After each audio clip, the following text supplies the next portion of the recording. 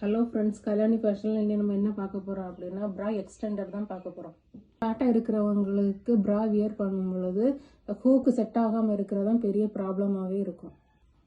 Video பாருங்கள், உங்களுக்கே தெரியும்.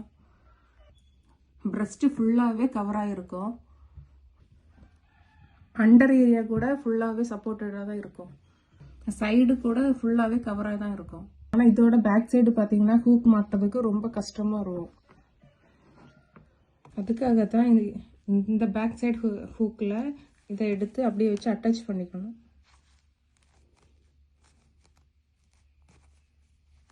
இந்த மாதிரி நீங்கள் அட்டாச் பண்ணிட்டீங்கன்னா இதே மாதிரி உங்களுக்கு என்னென்னா லென்த்தாக ஒரு எக்ஸ்டெண்டர் கிடைக்கும்.